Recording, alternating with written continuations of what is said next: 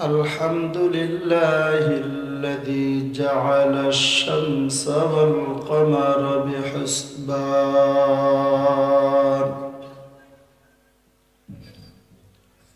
والنجم والشجر يسجدان وفضل زمانا على زمان كما فضل مكانا على مكان وإنسانا على إنسان أشهد أن لا إله إلا الله وحده لا شريك له وأشهد أن سيدنا ومولانا محمدا عبده ورسوله أرسله بالحق بشيرا ونذيرا وداعيا إلى الله بإذنه وسراجا منيرا. قال رسول الله صلى الله عليه وسلم: إن الجنة تشتاق إلى 5 نفر: تالي القرآن، وحافظ اللسان، ومطعم الجيعان، ومكس العريان، ومن صلى على حبيب الرحمن. وقال رسول الله صلى الله عليه وسلم: خيركم من تعلم القرآن وعلمه، أو كما قال عليه الصلاة والسلام. وقال تعالى: إن الله وملائكته يصلون على النبي يا أيها الذين آمنوا صلوا عليه وسلموا تسليما. درود إبراهيم পড়ি সকলেই। اللهم صل على محمد وعلى آل محمد كما صليت على إبراهيم وعلى آل إبراهيم إنك حميد مجيد. اللهم بارك على محمد وعلى آل محمد كما باركت على إبراهيم وعلى آل إبراهيم إنك حميد مجيد. الحمد لمن قدر خيرا وخبالا، الحمد لمن قدر خيرا وخبالا، والشكر لمن صور حسنا وجمالا، والشكر لمن صور حسنا وجمالا. فرد صمد عن صفة الخلق بريون، فرد صمد عن صفة الخلق بريون. ربنا ذلي خلق الخلق كمالا، ربنا ذلي خلق الخلق كمالا. لا جد ولا ند ولا حد لمولاه، لا جد ولا ند ولا حد لمولى الآن كما كان ولم يلق زوالا الآن كما كان ولم يلق زوالا জোরে জোরে জিকির করি লা ইলাহা জোরে লা ইলাহা। ভাই ফাঁকা জায়গাগুলো পূরণ করে আসেন, সামনের দিকে আসেন, পূরণ করেন। লা ইলাহা লা ইলাহা আসমানের মালিক যেই আল্লাহ, জমিনের মালিক সেই আল্লাহ, মুমিনের মালিক ওই আল্লাহ। লা ইলাহা ইল্লাল্লাহ লা ইলাহা লা ইলাহা লা ইলাহা ইল্লাল্লাহ মুহাম্মাদুর রাসূলুল্লাহ সাল্লাল্লাহু আলাইহি ওয়াসাল্লাম। আলহামদুলিল্লাহ, সকলেই আজকের এই মাহফিলের বনতারা গঙ্গা প্রসাদ ওলামা পরিষদ ও যুব সমাজের উদ্যোগে তাফসিরুল কোরআন ওয়াজ মাহফিলের জান্নাতের বাগানে এসে বসে কিছু বলা শোনার আল্লাহ তৌফিক দিয়েছেন। এর জন্য শুকরিয়া তান সর্বপ্রথম আল্লাহ তাআলার শুকরিয়া আদায় করব। সকলেই বলি আলহামদুলিল্লাহ। হলো না, জোরে সরে বলতে হবে। যেমন নিয়ামত পাইছেন তেমন শুকরিয়া আদায় করতে হবে, ঠিক কিনা? নিয়ামত বড় না ছোট? জান্নাতের বাগান এটা বড় না ছোট? তাহলে বড় হলে আওয়াজ বড় হবে। আমরা সকলেই আবারও বলি আলহামদুলিল্লাহ। কেউ বলে কেউ বলে না। শোনেন, ঈমান যার যতটুকুন তার পাওয়ার তো ততটুকুনি হবে, ঠিক কিনা? হ্যাঁ, এই জন্য আমরা আরেকবার বলি আলহামদুলিল্লাহ। লক্ষ কোটি দরুদ ও সালাম প্যারে হাবিব সাইয়্যিদুল মুরসালিন জনাবে মুহাম্মদ রাসূলুল্লাহ, সকলেই বলি সাল্লাল্লাহু আলাইহি ওয়াসাল্লাম। মাই বেরাদার দূরে বাসস ইয়ারে বাদ ইয়ারে বদ বদ তরবুদ আজ মারে বদ তন হাতুরাবার জাজানাত ইয়ারে বদবার জানে ইমানত জনাদ صحبت صالح ترى صالح كونات صحبت طالح ترى طالح كونات زمانہ صحبت با اولیاء بہتر جو سب سال طاعت بیریا ইমানের পাওয়ার যার যতটুকুন পাওয়ার হবে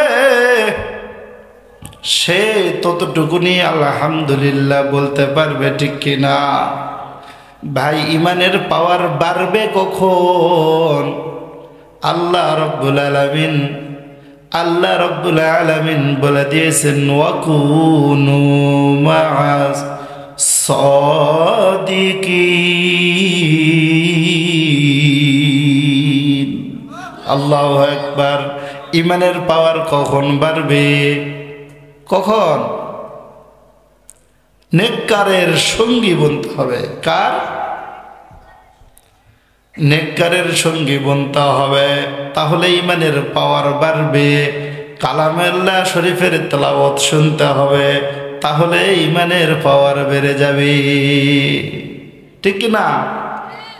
এই জন্যই আল্লাহ রসুলের হাদিসের মধ্যে আসছে, জাদ্দিদু ঈমানাকুম ওয়া কাইফা নুজাদ্দিদু ঈমানানা ইয়া রাসূলুল্লাহ ক্বালা আকসিরু মিন কওলি লা ইলাহা ইল্লাল্লাহ আও কামা ক্বালা আলাইহিস সালাতু ওয়াস সালাম।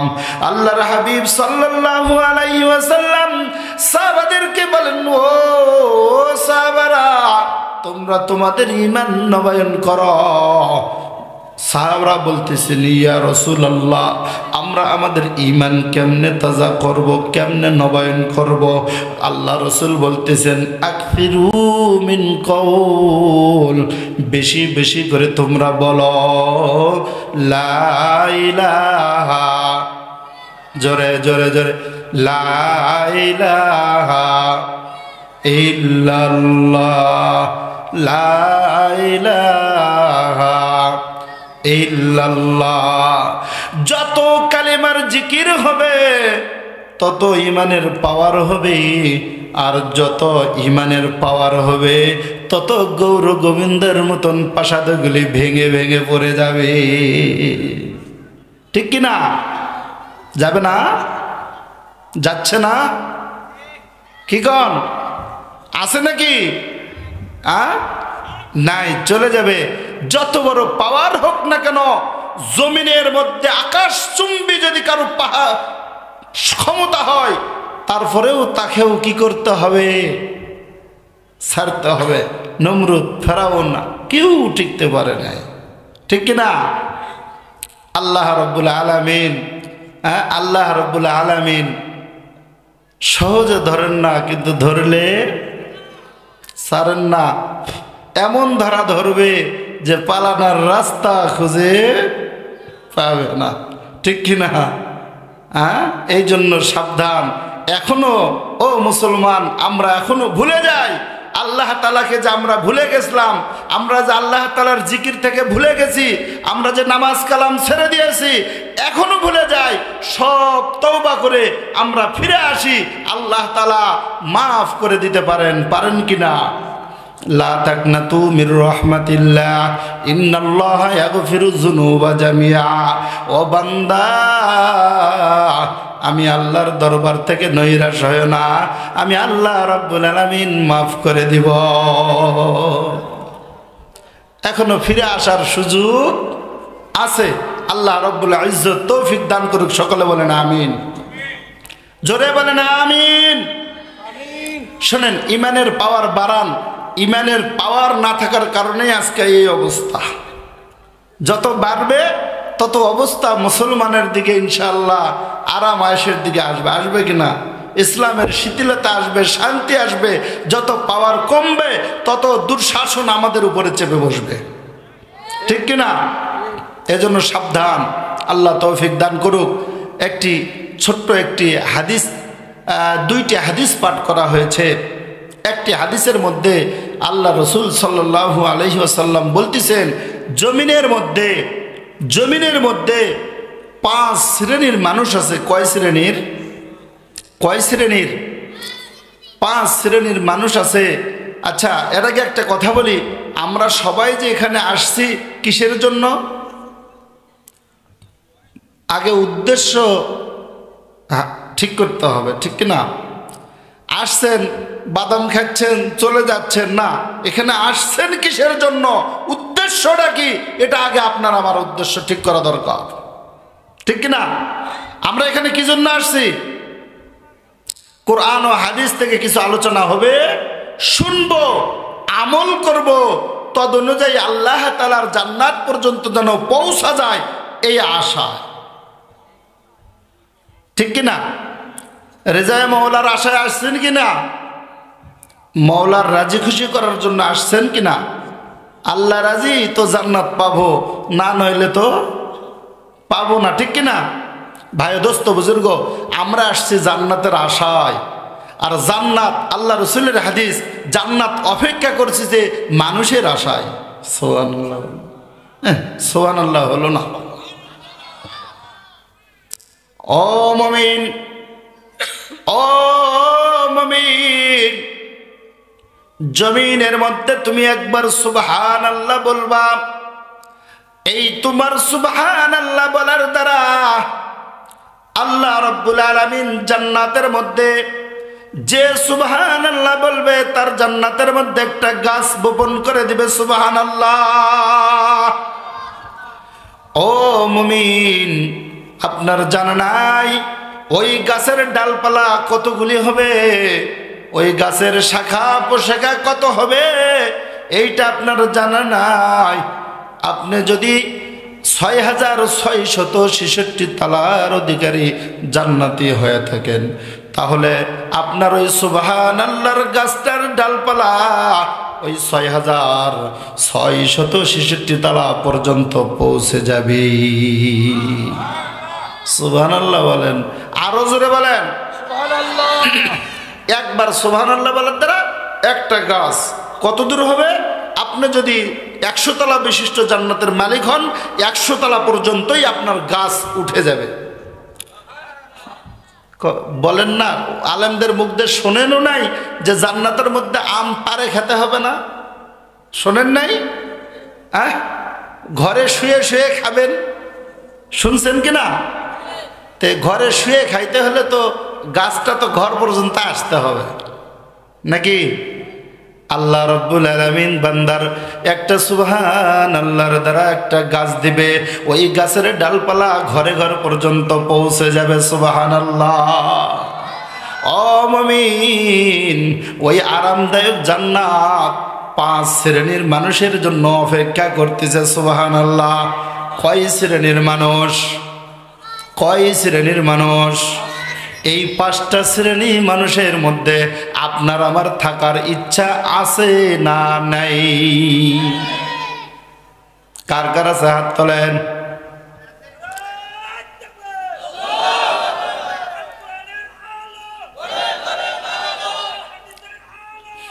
হাত নামান। আলহামদুলিল্লাহ। আল্লাহ, তুমি এই কুয়াশার মধ্যে, ঠান্ডার মধ্যে কত কষ্ট করে তারা বসে জান্নাতের আশা করছে।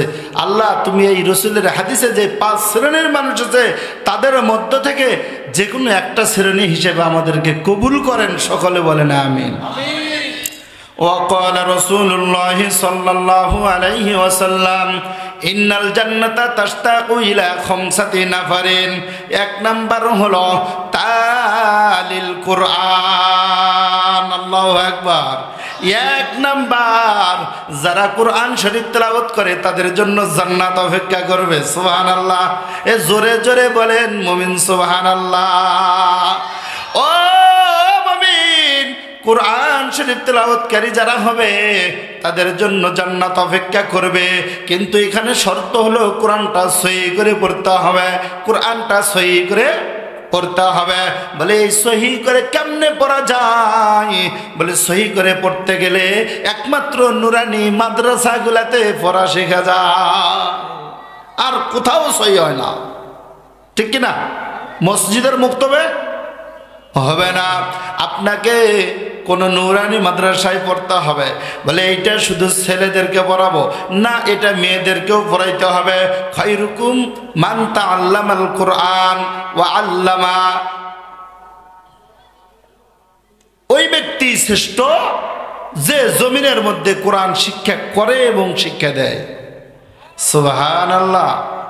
কি করে এবং শিক্ষা দেয়? বলে কে শিখবে, কে শিখাবে? ছেলেরা ছেলেদেরকে, মেয়েরা মেয়েদেরকে। এখানে তলাবুল ইলমি ফারিদাতুন আলা কুল্লি মুসলিম, সমস্ত মুসলমানদের জন্য শিক্ষা করা ফরজ। সমস্ত মুসলমানদের জন্য শিক্ষা করা ফরজ। এখানে ছেলে মেয়ে পার্থক্য নাই, সবাইকে শিখাইতে হবে। নুরানি মাদ্রাসাগুলাতে, আপনাদের গ্রামে একটা মাদ্রাসা হয় নাই? সাইনবোর্ড দেখে আসলাম, ওয়াতানুল জান্নাত না? দেন কত সুন্দর নাম। জান্নাতের মেহমানদের জন্য জান্নাতি একটা মাদ্রাসা তৈরি হয়ে গেছে। সুবহানাল্লাহ বলেন। ও দোস্ত, বুজুর্গ, যুবক ভাই, বৃদ্ধ বাবাজিরা, যারা এখনো কোরআন সহি করতে পারেন নাই, এখনো সময় আছে, আপনারা কোরআন সহি করে নেন। আল্লাহর ওলি স্বপ্নে দেখতেছেন, এক বুজুর্গ স্বপ্নে দেখতেছেন যে একজন ব্যক্তি ওই এলাকার মধ্যে মারা গেছে। কি হয়েছে? মারা গেছে, স্বপ্নে তার সঙ্গে দেখা হলো। আল্লাহর ওলি তাকে জিজ্ঞাসা করে, ও বৃদ্ধ বাবাজি, আপনি জান্নাতের মধ্যে কেমনে আছেন, আপনি কবরের মধ্যে কেমন আছেন? ওই বাবাজি, বৃদ্ধ বাবাজি কবর থেকে বলে, হুজুর আমি খুব সুন্দর, আলহামদুলিল্লাহ ভালো আছি। বলে আপনার এই ফয়সালা কিসের জন্য? বলে আমি জমিনের মধ্যে কিছু করি নাই, কোরআন পড়তেও জানি নাই, শুধু খালি কোরআন শরীফ 5 ওয়াক্ত নামাজের মধ্যে নামাজের পরে কোরআন হাতে নিতাম আর হাতে বুলাইতাম, আর কখনো কাঁদতাম আর কখনো হাসতাম এবং বলতাম এইটা আমার রবের কালাম। সুবহানাল্লাহ। পড়াও শেখে নাই। এই কোরআনের মর্যাদা এত বড়। বলে ওয়াকুনু মা'আস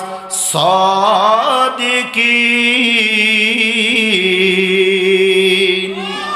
এই কোরআনের সংস্পর্শে যে আসবে, হযরত উমর রাদিয়াল্লাহু তাআলা আনহু রাসূলের কল্লা কাটার জন্য গিয়েছিল এই কোরআনের সংস্পর্শে আসার কারণে। বলে আনা খাতামান নবিয়্যিন কানা বাদা উমর। বলে আমি শেষ নবী, আমার পরে যদি কোন নবী আসতো তাহলে উমরই নবী হয়ে আসতো। দাম বেড়ে গেছে কিনা? আবু বকর সিদ্দিক রাদিয়াল্লাহু তাআলা আনহু, আবু বকর বলে আমি আবু বকর, কেউ আমাকে চিনতো না, কিন্তু রাসূলের সংস্পর্শে আসার কারণে, কোরআনের সংস্পর্শে আসার কারণে আল্লাহ রাব্বুল আলামিন আমি আবু বকর থেকে আমাকে সিদ্দিক বানায় দিয়েছে। সুবহানাল্লাহ। আরে কোরআন খারাপ জিনিস নয়, ঠিক কিনা? কিন্তু যারা বোঝে না তারাই ধ্বংস, ঠিক কিনা? হয়েছে কিনা? আর যারা বুঝবে তারা দামি হয়ে যাবে। সুবহানাল্লাহ বলেন। যারা বুঝবে তারা কি দামি হয়ে যাবে। ভাই দোস্ত বুজুর্গ, হযরত আবু বকর সিদ্দিক রাদিয়াল্লাহু তাআলা আনহু একদিন কাঁদতেছেন, আর একজন সাহাবা বলল, ও আবু বকর তুমি কাঁদো কেন? কাঁদো কেন? আবু বকর সিদ্দিক রাদিয়াল্লাহু তাআলা আনহু আশারায়ে মুবাশশারার একজন, 10 জন জান্নাতি ফয়সালা ব্যক্তির একজন, ঠিক কিনা? ঠিক কিনা? উনি কাঁদতেছে। বলে তুমি কাঁদো কেন? বলে আমি আবু বকর এই জন্যই কাঁদি যে আমার দোকান থেকে একজন কাপড় ক্রয় করে নিয়ে গেল, 3 মাস পর আমাকে ফেরত দিল, আমি আবু বকর ফেরত নিলাম। আমি এইটা স্মরণ করে কাঁদতেছি যে জমিনের মধ্যে আমি আল্লাহ রাব্বুল আলামিনের ইবাদত করতেছি, কাল কিয়ামতের ময়দানে আল্লাহ তাআলা যদি বলে আবু বকর তোমার আমল তুমি ফিরিয়ে নাও, আমি আল্লাহ তাআলার কাছে গ্রহণযোগ্য হলো না, তাহলে আবু বকর আমি কি করব? এই কথা স্মরণ করে করে আমি কাঁদি। সুবহানাল্লাহ। আমরা কি আবু বকরের চাইতেও বড় মুসলমান হয়ে গেছি? তাই নাকি? তাহলে এই জন্য আমাদের আরো বেশি দরকার কোরআনের কাছে আসা, আলেম ওলামাদের কাছে আসা। বলে আলেম ওলামাদের কাছে যদি কিছু নাও শেখো, তাদের সাথে যদি সম্পর্ক রাখো, অল্প সময় যদি আলেমের সাথে যদি তুমি বসো, এইটার মধ্যে অনেক ফায়দা। আই বেরাদার দূরে বাসজ ইয়ারে বাদ, ইয়ারে বদ বদ তোর বুয়াদ আজ মারে বদ তন হাতুরা বর যা জনাত, ইয়ারে বদ বর জানে ইমানত জনাত। এক জামানা সহবতে বা আউলিয়া বেহতর আজসদ সালে তাআত বেরিয়া। ও যুবক ভাইরা, বৃদ্ধ বাবাজিরা, যদি কোনো আলেমের সংস্পর্শে অল্প সময় যদি অতিবাহিত করো, তাহলে 1000 বছর ইবাদতের চাইতে উত্তম। সুবহানাল্লাহ। জোরে বলেন সুবহানাল্লাহ। এই জন্য তাহলে আমরা এখানে যে কোরআনের মাহফিলে আসছে, অনেক আলেম ওলামা হাজির আছে কিনা? আছে কিনা? কেউ স্টেজে, কেউ জমিনে, সব জায়গার মধ্যেও হাফেজ আছে, আলেম আছে, উপরে আছে, নিচে আছে, আছে কিনা? ও যুবক ভাইরা, বনতারার যুবক ভাইরা, বৃদ্ধ বাবাজিরা, আজকে যারা এই মাহফিলের ময়দানে এসে বসেছেন, আপনারা ভালো করে শুনে রাখেন, এই অল্প সময় আপনার বসা আল্লাহ রাব্বুল আলামিন 1000 বছর ইবাদতের চাইতেও উত্তম যাজা দান করবে। এই জন্য যতক্ষণ এই বয়ান হবে শেষ পর্যন্ত আমরা থাকবো ইনশাআল্লাহ। থাকবো তো ইনশাআল্লাহ। ভাই দোস্ত বুজুর্গ, বলতেছিলাম কোরআন তালিল কোরআন জান্নাত অপেক্ষা করে কয় শ্রেণীর মানুষের জন্য? 1 নাম্বার কি? তালিল কোরআন, কোরআন তেলাওয়াতকারী। হযরত আবু দারদা রাদিয়াল্লাহু তাআলা আনহু হতে বর্ণিত, তিনি বলেন রাসূল করিম সাল্লাল্লাহু আলাইহি ওয়াসাল্লাম ইরশাদ করেন, রাসূলকে আমি বলতে শুনেছি, বলে যেই ব্যক্তি ইলম শিক্ষার জন্য ঘর থেকে বাহির হয়, জান্নাতের রাস্তা আল্লাহ তাআলা তার জন্য আসান করে দেন। সুবহানাল্লাহ। হলো না ভাই? এখনো ঈমান তাজা হয় নাই। জান্নাতের রাস্তা আসান করে দেন। বলে যারা এলমে দিন শিক্ষার জন্য ঘর থেকে বাহির হয়ে যায়, আল্লাহ রাব্বুল আলামিনের নূরের ফেরেশতারা তাদের পায়ের নিচে পর বিছায়া দেয়। পশু-পাখি আছে, তারাও নয় শুধু, এমনকি পানির ভিতরের মাছ পর্যন্ত তাদের জন্য মাগফিরাতের দোয়া করতে থাকে। সুবহানাল্লাহ। মাগফিরাতের দোয়া, অর্থাৎ তাদের গুনাহ মাফের দোয়া করতে থাকে। সুবহানাল্লাহ। কার জন্য? যারা কোরআন শিক্ষা করতে যায়, যারা কোরআন শিক্ষা করতে যায় তাদের জন্য। ও ভাই ও দোস্ত বুজুর্গ, শুধু তাই নয়, আবু দারদার হাদিস আরো আসছে, হাদিসের শেষ পর্যন্ত আরো আসছে যে যেই ব্যক্তি আল্লাহর নবীরা, নবীগণ কোনো কিছু দিনার দিরহাম, টাকা, স্বর্ণ মুদ্রা যা আছে সম্পদ রেখে যান না, একমাত্র রেখে যান তার এলমে ওহী। আর এলমে ওহী হলো নবীদেরও মেরাজ। এইটাই কি নবীদের মেরাজ, এইটাই উত্তরাধিকারী রেখে যান। আর এই উত্তরাধিকারী যে গ্রহণ করে সে হলো আলেম। আর আলেম হলো আল উলামা ওয়ারাসাতুল আম্বিয়া, আলেমরাই হলো নবীর ওয়ারিস। সুবহানাল্লাহ।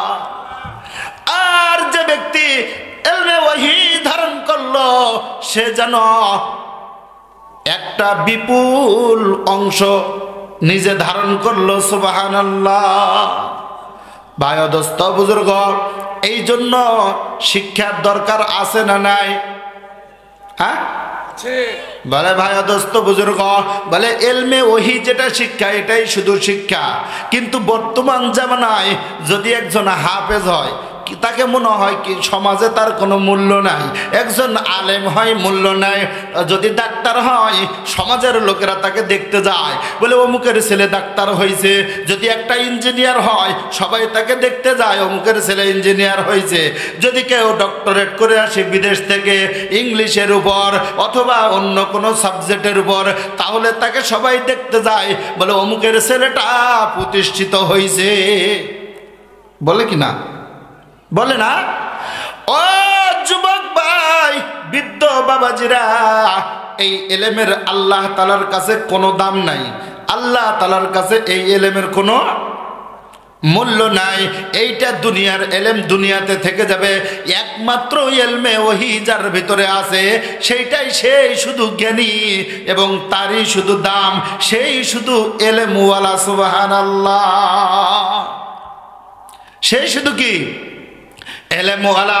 এলমে ওহী নাই বলে যার যেই ঘরের ভিতরে কোরআন ও হাদিসের এলেম নাই, ওই দেহটা যেন বিরান ঘরের মতন। কিসের ঘর? বিরান ঘর, অর্থাৎ মাকড়সা জাল দিয়া পরিত্যক্ত ঘরের মতন ঘর, যেই ঘরের মধ্যে কোরআন ও হাদিসের এলেম নাই। সুবহানাল্লাহ। এই দেহটাকে একটা ঘরের তুলনা করা হয়েছে। বুঝতে পারছেন? তাহলে কি কোন এলেমের দাম বেশি? একটা ঘটনা মনে পড়ে গেল। কিছু ছেলে পেলে, এই এখন পরীক্ষার টাইম চলতেছে, পরীক্ষা শেষ, নবীন তরুণ যুবকেরা এখন ফ্রি না ব্যস্ত? পরীক্ষা শেষ হলে ফ্রি না? এখন এই তরুণ নবীনেরা সকলেই মিলে ঘুরতে গেছে নদীর কিনারায়। যাওয়ার পরে সকলের মধ্যে আশা জাগলো যে আমরা একটু নৌকায় চড়ে ভ্রমণ করব। কিসে চড়ে? নৌকায় চড়ে ভ্রমণ করব। একটা মাঝি বেটা নৌকা নিয়ে দাঁড়িয়ে আছে। মাঝিকে বলল, চাচা আমরা একটু নৌকাতে ভ্রমণ করতে যাই। বলে ওঠো, সমস্যা নাই। মাঝি বেটার নৌকায় সকালে উঠে গেল। অনেকের মধ্যে নবীনের মধ্যে কেউ আছে একটু চালাক, বেশি বাকপটু, কথা একটু বানায় বানায় বলতে পারে, আছে কিনা? এইরকম একজন যুবক মাঝিকে বলতেছে, চাচা আপনি কি লেখাপড়া করছেন? তরুণদের প্রশ্ন তো লেখাপড়াই হবে, আর কিছু না, ঠিক কিনা? না আমি তো কোনো লেখাপড়া করি নাই। বলে, চাচা আপনি কি তাহলে বীজগণিত পাটিগণিত পড়ছেন? বলে, বা আমি তো এগুলা কোনোদিন নামই শুনি নাই। চাচা মূর্খ মানুষ, নাম শুনবে? আর একজন বলতেছে, চাচা তাহলে মনে হয় আপনি ইতিহাস আর ভূগোল পড়ছেন। মানে ওদের প্রশ্ন, চাচাকে কিভাবে অপমান করা যায়। ও যুবক, ঘটনা থেকে একটা শিক্ষা আছে, ভালো করে বুঝে নেন। তারা জিজ্ঞাসা করলো, ইতিহাস ভূগোল মনে হয় পড়ছেন। চাচা বলল, এইটা আপনি মানুষের নাম বললেন না কোনো শহরের নাম বললেন? আমি তো বুঝতে পারলাম না বাবা। চাচা মিয়া কোনো লেখাপড়া করে নাই। এখন চতুর্থ জন যুবক বলতেছে, চাচা আপনি তাহলে আপনার বয়স কত?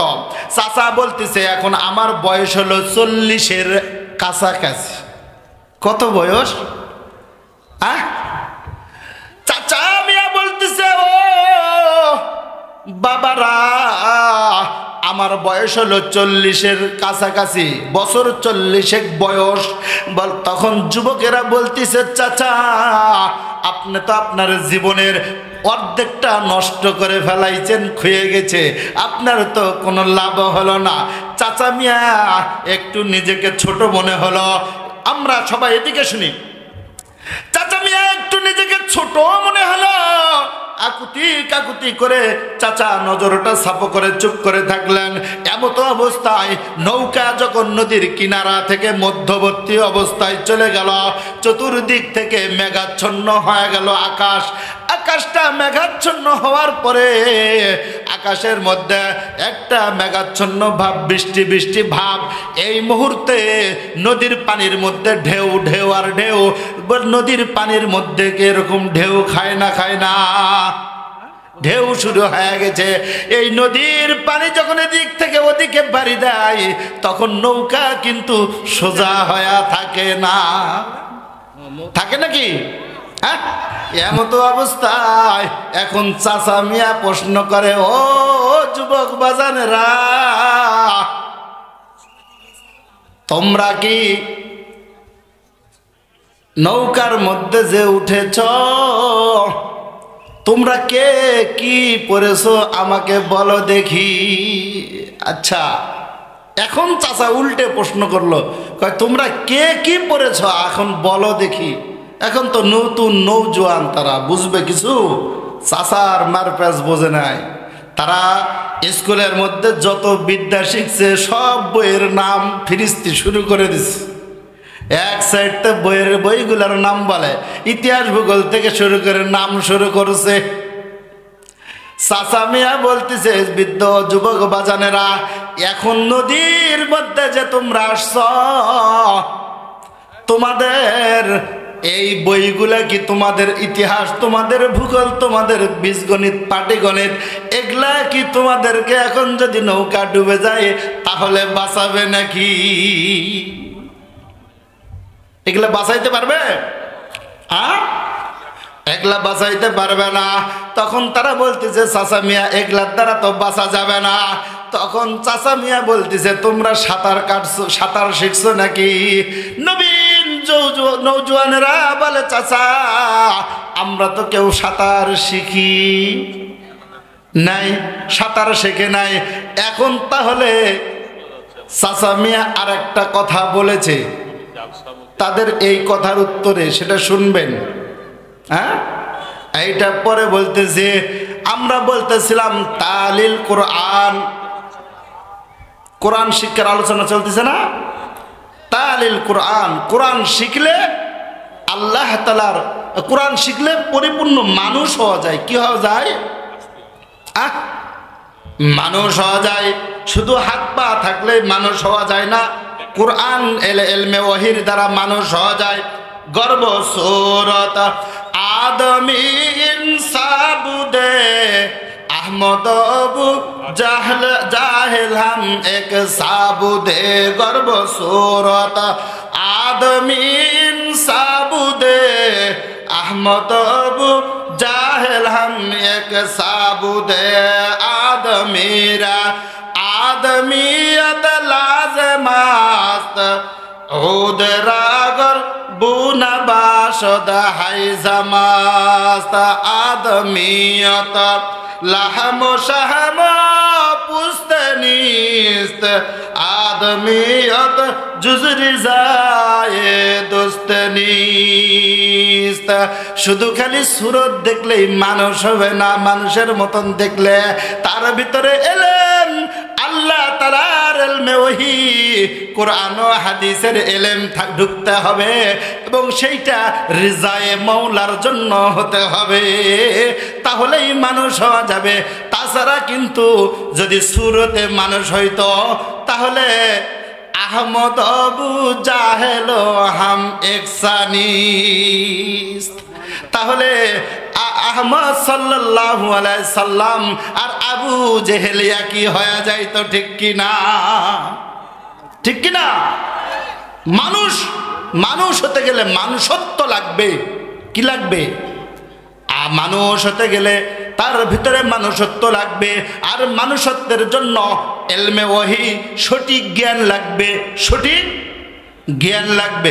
জমিনের মধ্যে এই ইলমে ওহীটা হলো জ্ঞান, আর জমিনের মধ্যে যেইটা শিক্ষা দেওয়া হয় এইটা সঠিক জ্ঞান নয়, এইটা জমিনের মধ্যে জীবিকা উপার্জনের জন্য জ্ঞান।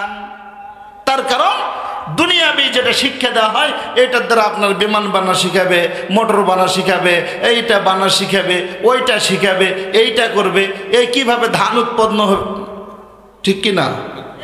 বীজ গণিত সব এভাবে কিনা? এইটা জীবিকার জন্য হয়।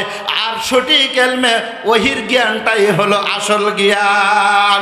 এই জন্য বাজানেরা আমরা সহজেই সকলেই কমপক্ষে হলেও একটা সন্তানকে অন্তত হাফেজে কোরআন বানাবো, আলেমে রব্বানি বানাবো, পারবো তো ইনশাআল্লাহ? তালিল কোরআন, কোরআনের বহু ফজিলত আছে, বহু কি আছে? ফজিলত আছে। সব বলার একটা হাদিস বলেছি, ওইটাই যথেষ্ট আলহামদুলিল্লাহ। কয় শ্রেণীর মানুষ?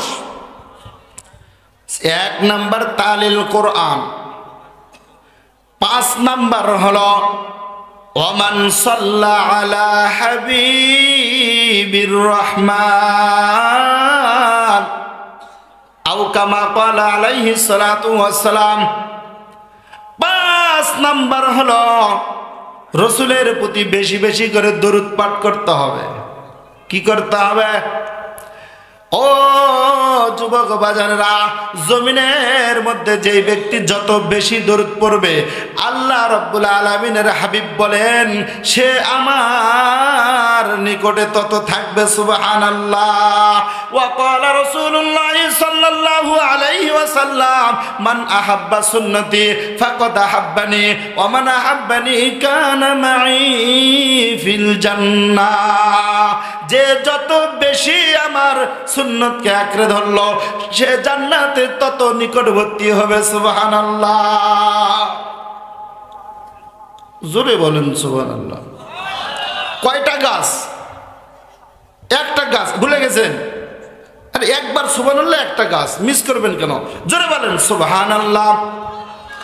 শেখ শিবলি রহমাতুল্লাহ আলাই, হক্কানি আলেম ওলামা যারা আছেন আপনাদের সামনে, হাফেজে কোরআন আলেমে রব্বানি যারা আছেন তারা নামটা চেনেন। শেখ শিবলি রহমাতুল্লাহ আলাইহি বাইতুল্লাহ জিয়ারতের জন্য গিয়েছে। একজন হক্কানি বুজুর্গ বাইতুল্লাহ জিয়ারতের জন্য গিয়েছেন। কি জিয়ারত? হজ করার জন্য। কিসের জন্য? হজ করার জন্য গিয়েছে। ওইখানে হজের তোয়াফ করার সময় দেখে এক যুবক, সে শুধু কোনো জায়গার মধ্যে কোনো দোয়া পাঠ করে না, শুধু দরুদ পড়ে। শুধু দরুদ পড়ে। কি পড়ে? শুধু দরুদ শরীফ পাঠ করে। 5 শ্রেণীর মানুষের জন্য জান্নাত অপেক্ষা করবে। 5 নাম্বার কি? যে বেশি বেশি দরুদ পড়বে। শেখ শিবলি রহমাতুল্লাহ আলাইহি বাইতুল্লাহ জিয়ারতের সময় দেখতেছেন ওই যুবক শুধু দরুদ পাঠ করতেছে, শুধু দরুদ পাঠ করতেছে। শেখ শিবলি রহমাতুল্লাহ আলাইহি বহুত বড় একজন হক্কানি বুজুর্গ।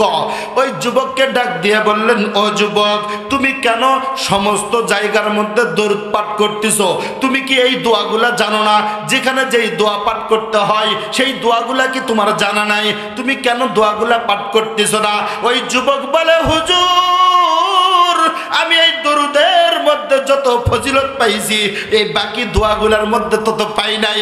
এই জন্য আমি সব সময় সব জায়গার মধ্যে দরুদ পাঠ করতেছি। সুবহানাল্লাহ। এই জন্যই দরুদ পাঠ করতেছি।